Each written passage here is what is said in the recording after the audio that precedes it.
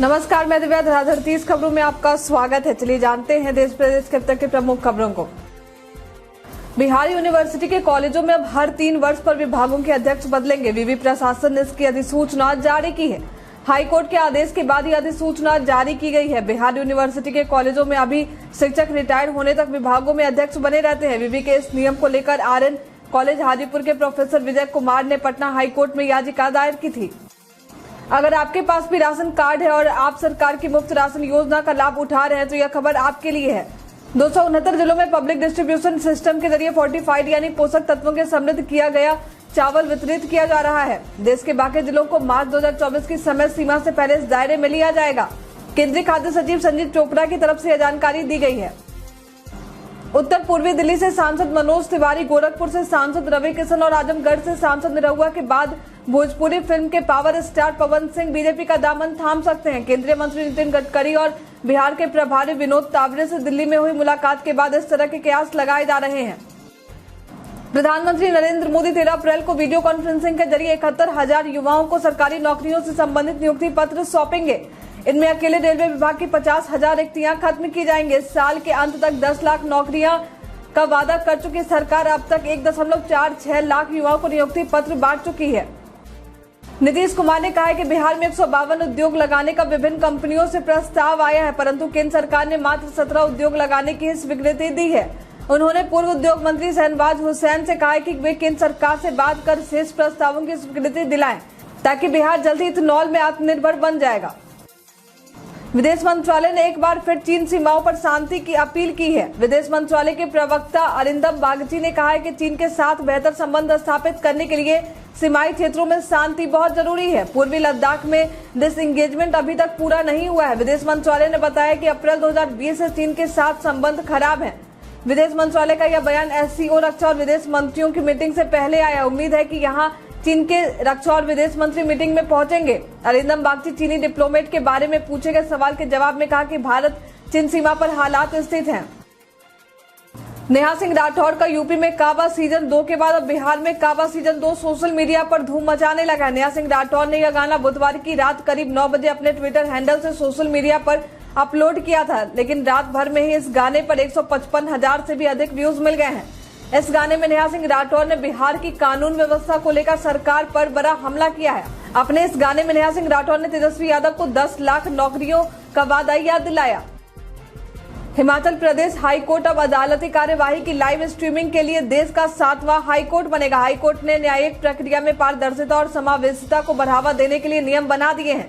इन नियमों को न्यायालय कार्यवाही की लाइव स्ट्रीमिंग और रिकॉर्डिंग नियम 2023 के नाम से जाना जाएगा। ये नियम आधिकारिक राजपत्र में प्रकाशन की तारीख से लागू हो जाएंगे। इससे पहले गुजरात, उड़ीसा, कर्नाटक, झारखंड, पटना और मध्य प्रदेश के उच्च न्यायालय और भारत के सर्वोच्च न्यायालय में कार्यवाही की लाइव स्ट्रीमिंग शुरू कर दी गई है।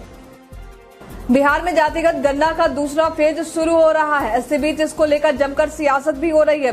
भाजपा के राष्ट्रीय मंत्री ऋतुराज सिन्हा ने गुरुवार को जारी बयान में कहा है कि बिहार में जातिगत जनगणना की प्रक्रिया शुरू हो चुकी है। प्रधानमंत्री नरेंद्र मोदी ने सबका साथ सबका विकास के मूल मंत्र के फलस्वरूप जो एकता, राष्ट्रीयता और सामाजिक समरसता की लहर देश में प्रवाहित हो रही है, उसने जातिवाद ताकतों को जड़ से विचलित कर दिया है।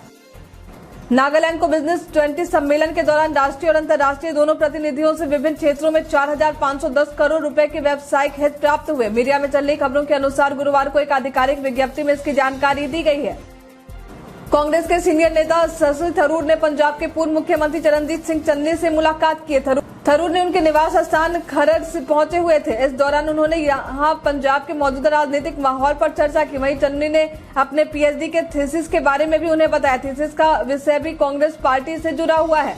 थरूर ने इस मुलाकात की फोटो अपने ट्विटर हैंडल पर शेयर की है। जॉनसन एंड जॉनसन कंपनी पहले से ही बेबी पाउडर से कैंसर होने के आरोप में अमेरिका में हजारों रुपए का जुर्माना चुका रही है। वहीं दूसरी तरफ भारत के बॉम्बे हाई कोर्ट ने पाउडर बनाने का परमिशन तो दे दिया है, लेकिन इसे इंडियन मार्केट में बेचने पर रोक लगा दी है। जॉनसन एंड जॉनसन का एक सरकारी प्रयोगशाला जो कोलकाता में स्थापित है, उसमें जाकर जब जांच की गई तो पाउडर की pH वैल्यू से ज्यादा मिली थी। इस पर महाराष्ट्र सरकार ने कंपनी का लाइसेंस रद्द कर दिया था।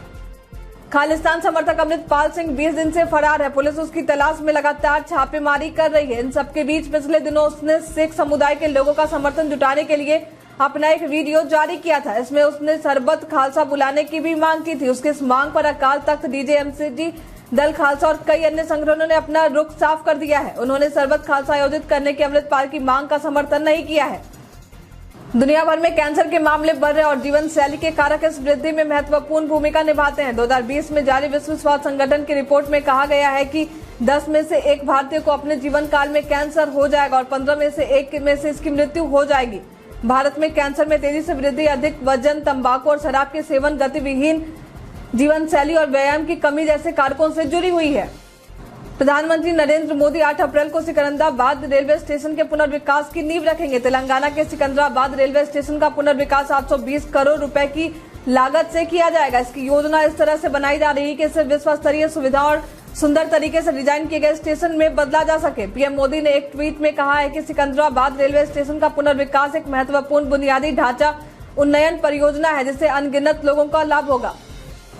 अयोध्या में राम मंदिर का निर्माण का इंतजार अगले साल होने वाले लोकसभा चुनाव 2024 से पहले पूरा हो जाएगा। इस बीच खबर है कि राम मंदिर में पाकिस्तान, चीन, ईरान, अरब देशों, अमेरिका समेत 155 देशों की नदियों से जल लाकर अर्पित किया जाएगा। 23 अप्रैल को होने वाले इस कार्यक्रम में रक्षा मंत्री राजनाथ सिंह के साथ योग गुरु रामदेव भी शामिल होंगे। खालिस्तानी समर्थक अमृतपाल सिंह के सहयोगी अभी असम के डिब्रूगढ़ सेंट्रल जेल में बंद है।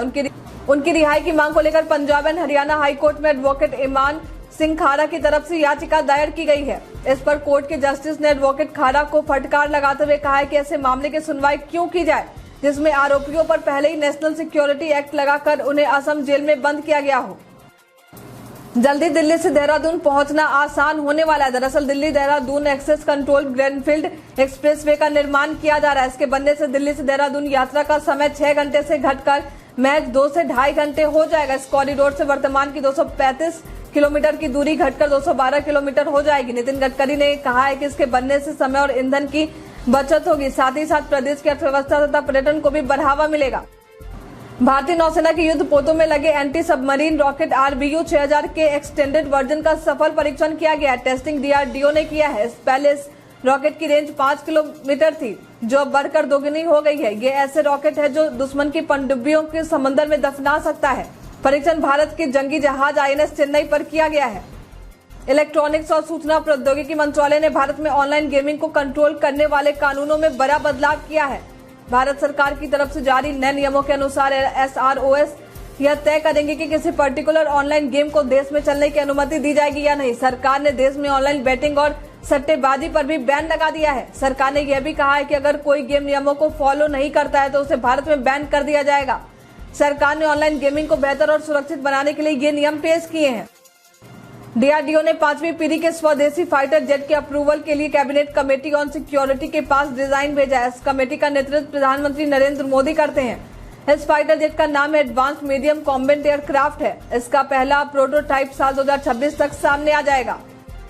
वाराणसी में G20 सम्मेलन की पहली बैठक में कृषि पर जलवायु परिवर्तन का प्रभाव सहित कृषि उत्पादों के उत्पादन बढ़ाने को लेकर 32 देशों के 80 कृषि वैज्ञानिक मंथन करेंगे। इसमें भारत के भी करीब 80 वैज्ञानिक अपने विचार रखेंगे। भारतीय सब्जी अनुसंधान संस्थान के निदेशक डॉक्टर तुषार कांति बेहरा ने बताया है कि 17 से 19 अप्रैल तक सम्मेलन की पहली बैठक कृषि पर आधारित होगी। हाल ही में बेमौसम बारिश ने जिस तरह से गेहूं की फसल को नुकसान पहुंचाया, ऐसे में इसके बचाव की तकनीक के विकास को लेकर चर्चा की जाएगी। अंतर्राष्ट्रीय मुद्रा कोष की प्रबंध निदेशक क्रिस्टालियाना जॉर्जिवा ने कहा है कि इस साल विश्व अर्थव्यवस्था के 3% से कम दर पर बढ़ने की उम्मीद है। यही नहीं, 2023 के वैश्विक आर्थिक विकास में भारत और चीन का आधा हिस्सा रहने की उम्मीद है। इसके साथ ही IMF की प्रबंधक निदेशक क्रिस्टालिना ने चेतावनी भी दी है कि कोरोना महामारी के प्रकोप और यूक्रेन पर रूस के सैन्य आक्रमण की वजह से पिछले साल विश्व अर्थव्यवस्था में आई तीव्र मंदी इस साल भी जारी रहेगी। चीन ने 2 भारतीय पत्रकारों के प्रवेश पर रोक लगा दी है। दोनों पत्रकारों के वीजा को फ्रीज कर दिया गया। उनका वीजा नहीं बढ़ाया गया है। दोनों पत्रकार छुट्टी पर भारत आए थे। जब वापस जाने लगे तो चीन के विदेश मंत्रालय के अधिकारियों ने प्रसार भारती के प्रतिनिधि अंशुमन मिश्रा और दक्षिण भारत के प्रमुख अंग्रेजी समाचार पत्र के पत्रकार को मंगलवार को सूचित किया कि उनके वीजा फ्रीज हैं, वे चीन वापस नहीं आ सकते। गर्मी की मांगों को पूरा करने के लिए डेयरी सहकारी समितियों की मदद करने के लिए भारत फैट और पाउडर जैसे डेयरी उत्पादों का जरूरत पड़ने पर आयात कर सकता है। मत्स्य पालन, पशुपालन और डेयरी मंत्रालय की ओर से गुरुवार शाम जारी एक विज्ञप्ति में यह बात कही गई है। मंत्रालय ने यह भी कहा है कि आयात की जरूरत होने पर सरकार यह सुनिश्चित करेगी कि इसे केवल अपनी एजेंसी राष्ट्रीय डेयरी विकास बोर्ड के माध्यम से भेजा जाए और उचित मूल्यांकन के बाद जरूरतमंदों को बाजार मूल्य पर स्टॉक दिया जाएगा। सऊदी अरब और रूस समेत दुनिया के अन्य सभी ओपेक प्लस देशों ने रविवार को अचानक से तेल उत्पादन में लगभग 16 लाख बैरल प्रतिदिन की कटौती करने की घोषणा की है। ओपेक के इस फैसले के तहत रूस 5 लाख बैरल प्रतिदिन तेल उत्पादन में कटौती करेगा। ओपेक प्लस देशों की इस अप्रत्याशित कदम पर विश्लेषकों का कहना है कि इससे तेल की कीमत में वृद्धि होगी। वहीं अमेरिका ने ओपेक प्लस के इस कदम को अनुचित बताया है। दुनिया में पहली बार 2.5 और फेफड़ों के कैंसर के बीच संबंध पता चला है, जिसके अनुसार कभी धूम्रपान न करने वालों के फेफड़ों में कैंसर के म्यूटेशन पाए गए हैं। अमेरिका, यूरोप, ताइवान, कोरिया और भारत सहित अलग अलग देशों में वायु प्रदूषण और लोगों के स्वास्थ्य को लेकर यह अध्ययन हुआ है। भारतीय रेलवे ट्रेनों को समयबद्ध तरीके से साथ तेज गति से चलाने की दिशा में निरंतर प्रयास करता है। इसके लिए रेलवे ट्रैक और सिग्नल सिस्टम में तकनीकी बदलाव के साथ साथ अन्य तमाम तरह के विकास कार्य भी किए जाते हैं। इसी क्रम में उत्तर रेलवे के मुरादाबाद मंडल अंतर्गत रसोईया और बनथरा रेलवे स्टेशन पर रेल विकास से जुड़े कार्य के मद्देनजर नॉन इंटरलॉकिंग का कार्य किया जाना है। भारतीय अंतरिक्ष अनुसंधान संगठन यानी इसरो को गगनयान मानव अंतरिक्ष उड़ान कार्यक्रम के लिए एक और सफलता मिली है। इसरो ने गगनयान कार्यक्रम के L110 चरण के लिए ह्यूमन रेटेड विकास इंजन के परीक्षण अभियान का सफल समापन कर लिया है। कोरोना वायरस ने एक बार फिर चिंता बढ़ा दी है। यदि बात भारत की करें तो पिछले 6 महीनों में शुक्रवार को बड़ी उछाल दर्ज की गई है। दिल्ली और केरल में कोरोना केस बढ़ रहे हैं। वहीं यूपी की राजधानी लखनऊ में एक शख्स की मौत की पुष्टि कोरोना से हुई है। इन सबके बीच विश्व स्वास्थ्य संगठन के मुखिया ने चीन पर भड़ास निकाली और कहा है कि उनके लिए नैतिक तौर पर अनिवार्य है कि वो कोरोना वायरस के ओरिजिन के बारे में बताएं। हमारे द्वारा पूछे गए सवाल का आप लोगों में से बहुत लोगों ने अपना जवाब हमारे कमेंट सेक्शन बॉक्स में लिख कर दिया था। जिन्होंने हमारे द्वारा पूछे गए सवाल का जवाब दिया उनके नाम है अजित, नुन्नू, गोलू कुमार, रवि शंकर, बाबूलाल मरांडी, एमडी साकिर हुसैन, जितेंद्र ठाकुर, नौसाद रजा, अंशु प्रिया, अनवर करीम खान और संजय चौधरी। बढ़ते हैं आज के सवाल की ओर। आज का सवाल है, प्रदूषण को रोकने के लिए आप अपने स्तर से क्या कदम उठा सकते हैं? आप अपना जवाब हमारे कमेंट सेक्शन बॉक्स में लिखकर जरूर बताएं। आज के लिए इतना ही, धन्यवाद।